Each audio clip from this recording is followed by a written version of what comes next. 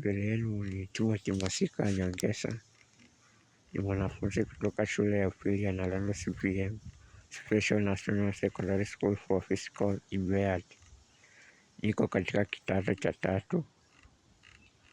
Jinsi mnavyoniona, nina shida kubwa sana ya kiafya.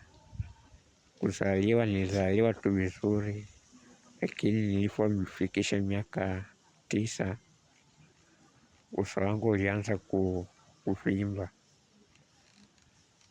Lakini wazazi wangu hawakuwa na uwezo wa kunipeleka hospitali. Lakini nilikuwa naendelea tu na masomo yangu nikiwa katika shule ya msingi ya Lipolina, ambapo nilisoma huko nikafanya kwa darasa la 8. Lakini nilipofika mwaka wa 2018 nilipelekwa katika hospitali ya Kenyatta National Hospital kufanyiwa upasuaji. Lakini baada ya miezi 3 tena uvimbe ulirudi, lakini kwa sababu nyumbani ilikuwa mbali sana na hospitali, kwa hiyo wakanirifaa niende Moi Referral Hospital huko Eldoret. Tena nikafanyiwa upasuaji mwingine. Lakini sasa tena baada ya miezi 2 uvimbe tena ukarudi. Lakini kulitokea na mwisani mmoja kutoka Germany ambaye anaitwa Steffi. Aliweza tena kunisaidia na kunipeleka hospitali ya Nairobi. Tena huko pia nikafanyiwa surgery. Tena uvimbe huu baada ya miezi 3 ukarudi. Ndio maana unaniona nikiwa hivi. Umeniletea shida sana. Siwezi kutafuna chakula. Mpaka umefanya nina kidonda kikubwa sana mdomoni. Wakati mwingine inaanza kutoa damu. Inanifanya nashindwa kukaa na wenzangu. Natamani sana nisome maishani mwangu. Nije kusaidia wazazi wangu. Lakini hii shida ndio inanitatiza sana. Natamani nikimaliza masomo yangu nikuwe lawyer. Lakini shida hii inanitatiza sana. Lakini sasa naomba mhisani yeyote, wahisani wowote, shirika lolote, wabunge wetu, viongozi wetu wa serikali, naomba mnisaidie niweze kupata matibabu ya nje ambayo inagharimu shilingi milioni 2. Lakini wazazi wangu kwa sababu hawajiwezi, siwezi kwenda kule nje.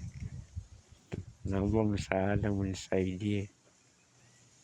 Mungu atawabariki. Kwa majina ni Gendrix Nanjala. Natoka katika kijiji cha Muyenga, Kimaiti Sub-County. Niko na mtoto wangu mgonjwa ambaye anaitwa Timothy Masika Nyongesa. Huyu mtoto alizaliwa tu vizuri na afya yake tu vizuri, lakini alipofikia miaka 3 ugonjwa ikaanzia kwa miguu. Hiyo miguu nikampeleka kwa shule ya special huko ya Lipolina. Hakuwa anaendelea kusoma huko. Kila alikuwa huko, madaktari wakakuja kutoka huko Dreamland Kimilili. Vile walimpata wakaniita huko shuleni Lipolina.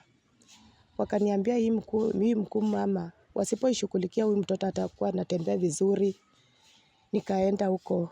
Madaktari wakaniambia wako wanafungua huko Dreamland Kimilili hospitali. Sasa nitampeleka huko wamfanyie operation ya miguu ili hiyo miguu ikuwe sawa. Kweli nilimpeleka huko Dreamland. Wakafanya miguu, wakaoperate. Vile walioperate hiyo miguu mmoja ndio ilikuwa sawa, lakini ingine ikakataa kabisa. Hata ikafika mahali mpaka ikajikunja. Lakini alikuwa anaendelea tu na masomo yake vizuri. Mpaka 2016 nikaona kitu inaamukia tu kwa uso kama uvimbe. Sikukaa tu, nikachukua jukumu, nikampeleka Bungoma Hospital. Vile nilifika huko wakapima, wakasema hii iti inatakana kupeleka kwa hospitali ingine. Nikachukua jukumu, nilikuwa na brother yangu huko Nairobi, nikampigia simu, wamesema nilete huyu mtoto Kenyatta, na sasa sina uwezo, hata transport sina. Akasema nitakutumia transport. Akanitumia, nikaenda huko Nairobi Kenyatta. Vile nilifika huko madaktari vile walimpima, walifanyia CT scan. Wakasema ati ni clot ya mfupa. Wakasema hiyo kichwa yake yote iko tu na clot. Lakini watatiri na hiyo yenye imeamuka sana. Wakasema nikawauliza, sasa kama kichwa yake yote iko na clot nitafanya daktari. Watasema tu utaisaitika. Wakamfanyia surgery hiyo clot 2019. Akakuwa sawa, akarudi shuleni. From 2019, 2021 tena ikarudi. Vile ilirudi 2021, tena nikapikia huyo ndugu yangu simu. Tena huo mtoto tena hiyo ugonjwa pato imerudi. Tufanyaje? Akasema wacha tujaribu tupeleke Eldoret. Vile tulipeleka Eldoret, pia madaktari wa Eldoret vile walipima, hata walitumia tu hiyo x-ray CT scan yenye ilitoka Kenyatta. Wakaona ni hiyo tena tu clot yenye imerudi ni mfupa tena umerudi. Wakasema nipike picha tena upya, nikapika. Vile nipika hiyo picha, wakasema ni clot ya mfupa mama, lakini tutashape. Tutashape tu na mtoto atakuwa sawa. Wakashape hiyo clot. Ikakaa karibu mwaka mmoja, tena ikarudi. Vile ilirudi sasa nikajiuliza sasa nitaanzia wapi, sababu niliuza tu kila kitu. Sikuwa tena na kitu chochote chenye naweza kuuza.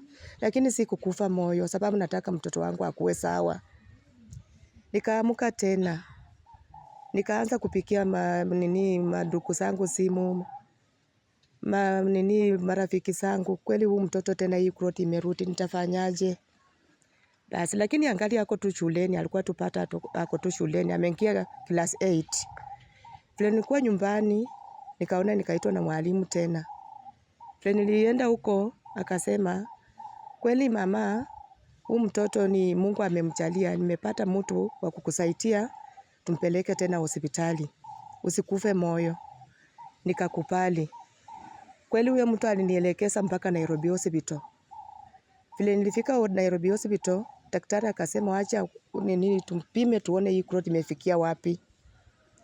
Vile tena walipima, wakasema ni clot ya mfupa tu tena. Imeamukia tu penye ilikuwa inaamukia. Na wakasema iko tu kwa kichwa yote, lakini tutatili tu na hii yenye imerudi kwa uwezo wetu. Sasa vile wakaenda wakanilaza tena. Wakaishughulikia, wakaifanya surgery, wakaoperate. Alikuwa sawa. Lakini baada tu ya sasa hapo ikakarimu shilingi 1783. Akakuwa sawa, nikarudi nyumbani. Vile nilifika tu nyumbani baada tu ya miezi 3 hapo tena. Ilirudi tu mapema kabisa, immediate ilirudi mapema kuliko mara ya kwanza. Sasa vile ilirudi kweli mpaka saa hii sijamshughulikia sababu sina mbele wala nyuma. Sina chochote, hata familia yangu haijiwezi. Sinako tu kwa familia mtu yenye nasema anaweza nisaidia. Familia haijiwezi. Sasa naomba tu kweli saa hii mtu mwenye ako tu na roho safi, serikali, wabunge wetu, gavana wetu, mnisaidie, nataka huyu mtoto kweli akuwe sawa sababu ni mtoto mwenye anapenda masomo kabisa. Hata akiwa tu hivi nikimwambia baba usikae tu sababu vile huko saa hii huwezi soma, anasema mama mimi naenda shuleni. Hata kama ni kushindwa, nishindwe nikiwa shuleni. Sasa naomba tu wahisani kweli. Wewe mtu mwenye ako na roho ya kusaidia. Awe nani? Awe kwa kikundi gani? Waheshimiwa wetu na waomba mnisaidie huyu mtoto aende kwa hospitali atibiwe. Sababu hiyo matibabu ya Nairobi Hospital ni kama wanisaidia, lakini natakana nichukue step nyingine niende huko India. na huko ina karibu kama milioni 2 ndio hii matibabu ya mtoto ikamilike, akuwe sawa, aendelee na masomo yake.